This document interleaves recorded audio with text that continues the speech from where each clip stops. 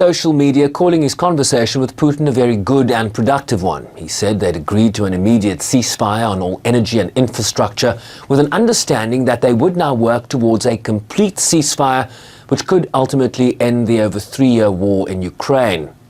A separate White House statement said negotiations on a maritime ceasefire in the Black Sea and a broader cessation agreement would commence immediately in the Middle East.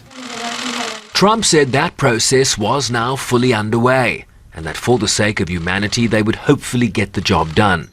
The Kremlin, for its part, said President Putin agreed to temporarily halt strikes on Ukrainian energy infrastructure, but stopped short of fully endorsing the broader 30-day ceasefire, which Ukraine had already agreed to. The encouraging thing was that they are talking. It seems to have been a productive conversation. It certainly went on for a long time. There's no indication of any rancor, so that's good.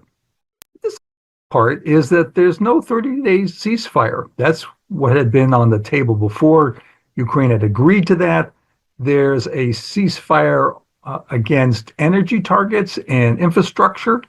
There's a commitment to look at a maritime ceasefire in the Black Sea, then maybe a longer ceasefire, and then, of course, a full peace settlement. But on the front lines, we'll continue. With a healthy skepticism expressed by others.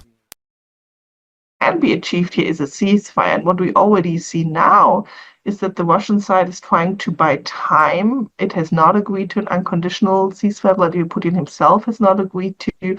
And he sees benefits for Russia through direct interaction with President Trump.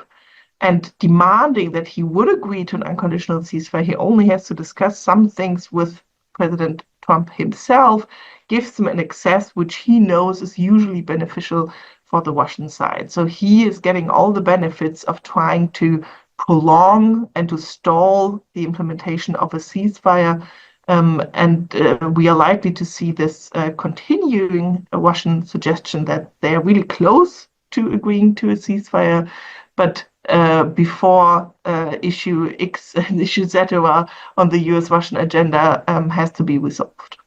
The also reportedly indicated that dozens of prisoner of war swaps would take place on Wednesday with Ukraine, while Russia argued for a total stop to military aid to Kyiv among their conditions for solving the conflict, a position that seems unlikely to hold sway given Ukraine and Europe's negative disposition towards Moscow. Siobhan Bryce, please, SABC News, New York.